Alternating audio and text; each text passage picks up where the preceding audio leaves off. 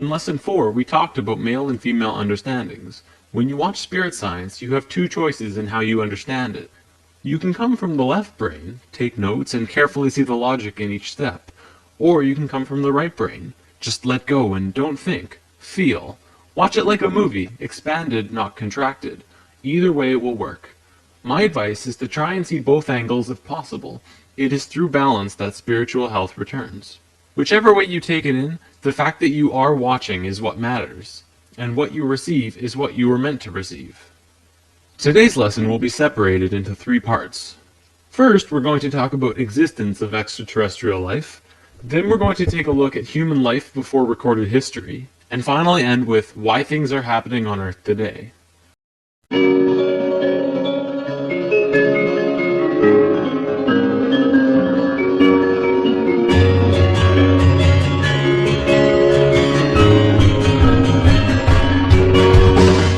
Part 1. The Dogon Tribe, Sirius B, and Dolphins. There is an African tribe near Timbuktu called the Dogons, who hold information that would be absolutely impossible to know according to today's standards. See, the Dogons have a cave on their land that stretches back into a mountain, and in this cave are drawings over 700 years old.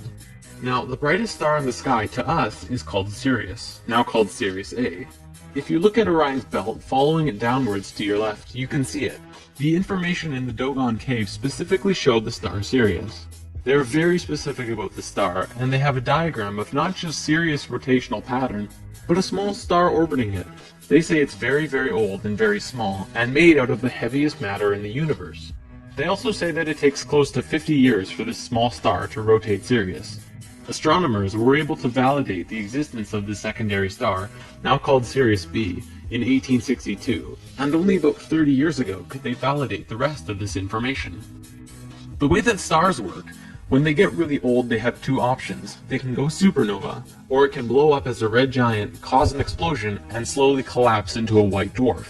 Sirius B is a white dwarf, which corresponds with what the Dogons say. White dwarfs are the smallest star type, estimated to weigh approximately 1.5 million tons per cubic inch. Black holes aside, that would surely seem to be the heaviest matter in the universe, or at least incredibly close. The Dogons were right on every aspect.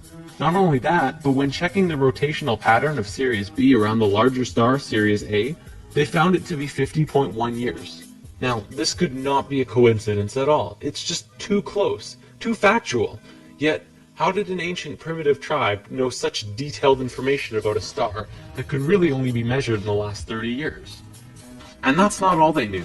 They also knew about the other planets in our solar system, including Uranus, Neptune, and Pluto.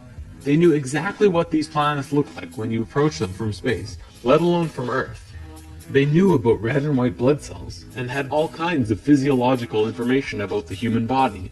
All of this from a primitive tribe. Naturally, a team of scientists went to the Dogons and asked how they knew all this. This was probably a mistake to these researchers, because if they accepted that the Dogons really have this information, then by default they must accept how they got it. The Dogons told them that a drawing on the cave wall showed them. The drawings show a flying saucer in its familiar shape coming out of the sky and landing on 3 legs. Then it shows the beings in the ship going into water and coming up to the edge of the water. These beings looked very much like dolphins. In fact, maybe they were dolphins, but we don't really know for certain. Then they started communicating with the Dogons. They described where they came from and gave the Dogon tribe the information. Here's another thing the Dogons knew. This little drawing was on the walls, but the scientists didn't know what the heck it was, until computers calculated the orbits of Sirius A and B. As seen from Earth, this pattern shown in the cave is identical to the pattern of Sirius B moving around Sirius A in a time frame between the years 1912 and 1990. These 2 times are actually kind of important. 1912 was the first year when we began communication with the Greys, and in 1990 a specific electromagnetic grid around the planet was formed. But we'll have to look at that later once we go over some other stuff first. Another thing about this rotation, it's the exact same rotational movement of DNA. Part 2. How old is the Sphinx? This is probably one of the most important discoveries on the planet ever. The first one to really discover this was R.A. Schwaller de Lubitz. He is a famous Egyptian archaeologist who has written many books. He and his stepdaughter, Lucy Lamy, have demonstrated a profound understanding of sacred geometry and Egyptian culture. Now, on the Sphinx there are wear and cut patterns that are totally different from the patterns on other buildings in Egypt. Toward the back of the Sphinx there are cuts 12 feet deep into the surface. This pattern appears to be smoothed by water, as opposed to all the other buildings and structures built by Egyptians, which are only textured by sand and wind. The last time that there was water in the Egypt area was over 12,000 years ago, at the end of the last ice age. Scientists have determined that after the ice age, the Sphinx took a heavy beating, after which it was encased in sand for about 8,000 years. The face, however, was above the sand and continued to be weathered. The Egyptians didn't build the Sphinx, they merely restored it. Of course, Egyptologists have been slow to adapt to this new, incredible discovery, but I think we know why. See, there are around 5,000 Egyptian archaeologists in the world, and they all pretty much agree with each other in most ways. They make little changes, but not too many, and most agree on the age of the pyramids. All of these archaeologists are Muslim, with a few exceptions, and their holy book is the Quran. Please understand that I'm not trying to discredit a major religion, but the Quran says that creation began about 6,000 years ago. So if a Muslim were to say that the building is 8,000 years old, he would be disputing their Bible. They cannot do that, and so they won't even talk about it. Another thing that's actually incredibly interesting, the Sphinx has a body like this, and a head like this? That's rather unproportional, isn't it? Not only that, but the Sphinx is actually facing a very specific direction. It is an astronomical marker. The Sphinx is in the shape of a lion. If it were built when Egyptologists say it was, that would be only 2,500 years ago, while the constellation of Taurus was in the sky. The only logical time for the Sphinx to be built when it was when the constellation Leo was in the sky, during the 11th millennia BC. The time that matches exactly where our new findings say that it would have been built. In the past, when something new like this was discovered that has a major influence on the viewpoint of the world, it takes about 100 years for it to get to the average person to say, oh yes, that's true. But this time, it's happening a lot quicker because of the internet. Now scientific circles are actually beginning to look at the words of Plato in a new light when he talked about another culture, another continent, from a dim past called Atlantis. The Sphinx is the largest sculpture on the planet. We know it was not done by hairy barbarians, but by a very sophisticated culture. And it was not done by anybody we now know here on Earth. From a scientific point of view, this is the first solid evidence to be accepted about the true age of civilization. There have been lots of other evidence, but it has kept being put under the table. Now we have the accepted evidence that there absolutely had to be someone on Earth who was highly civilized as early as 10,000 years ago. This is just the beginning of how we are going to completely change our view of who we think we are. Part 3. Earth's relations to the cosmos. We are living in accelerated times. Remember in Lesson 1 I said time is speeding up? Let's talk more about that. The following is a fact according to Encyclopedia Britannica. From the time of our oldest known civilization, the ancient Sumerians, around 3800 BC, continuing for almost 6,000 years up to about 1900, a certain number of information was collected. Let's say for simplicity's sake, that in that time we learned one bag of facts. 50 years later, from 1900 to 1950, our knowledge doubled. That means it took 6,000 years to get a bag of facts, and in 50 years, we got another one. Amazing! But then in the next 20 years, we doubled it again. And then in 10 years, we doubled that.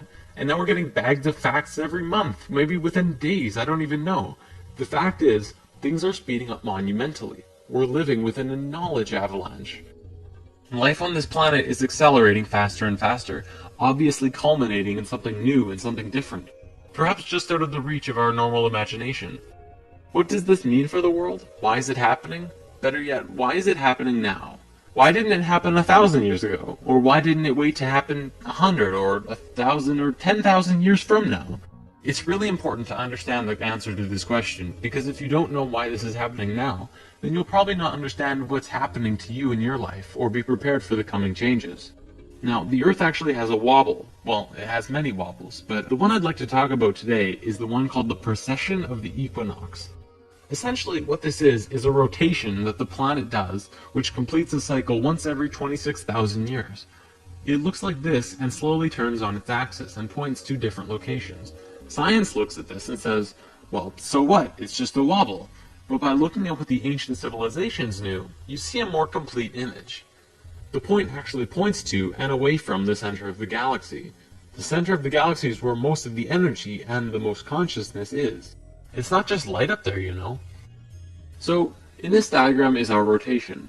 Here is the tip pointing towards the center of the galaxy, and here is the farthest pointing away. The ancient Sanskrit writings that also talks about this precession call this going with the galactic wind. The Sanskrit writings say that there are two very important places on this wobble. One is at A, and one is at C. Not the very tips as you might think. There are also important places at D and B, but not as important as A and C. According to these ancient writings, as we hit position A, we begin waking up, and as we hit position C, we begin to fall asleep. We continue on the cycle, but every time we make a full rotation, we wake up more and more. It works the exact same way as day and night on Earth. You go through this cycle every day, waking and sleeping, but every day you become a little more conscious. You learn new things, you don't do the same things over and over. I want to talk about religion for a bit, because you can definitely see this wobble over recorded human history. See, when we were the ancient Egyptians, Sumerians, and Mayans and such, we were incredibly wise. We may not have known all of the advanced intricacies of the world that we do now, but we knew about the precession of the equinox, and we had an advanced geometric understanding of the universe that we're going to talk about soon. Then we got dumber and became all philosophical, not quite knowing anymore, but still able to understand many things. This is where things like the Fibonacci sequence and pi and the golden ratio were discovered. And then we got dumber still, and it was around this time that we had a real solid formation of most of today's religions. But you have to remember that these religions were based on earlier writings. They were written by people who understood far more than they did. They just couldn't make sense of it, and that's why many Bible stories just seem ridiculous. Ultimately though, every religion did spawn from a more conscious understanding, so you can't discredit religions completely. You just have to trace them back a bit further. You'll also see looking back that we went from a more female-oriented understanding to an incredibly male way of looking at things, very strict and orderly. Not much room for creative thought, it has to be 100% logic-oriented. Back to precession. The Tibetans and Hindus also had these time periods called yugas, which were simply ages. Each yuga had a descending and ascending phase. Many of those who follow New Age beliefs will tell you that we're moving into the age of Aquarius, but not many people know what that means. Well, we're right here on the precession of the equinox, just about at point A. Remember, this is a really important time for us, not just humans, but all of Earth, and perhaps maybe our solar system. This is a chart showing the precession scale with our constellations. The astronomical sign that we see in the sky when we hit point A will be that of Aquarius. Are you ready for this? The big finisher? Can you guess when we're going to hit point A exactly? The Mayans figured it out.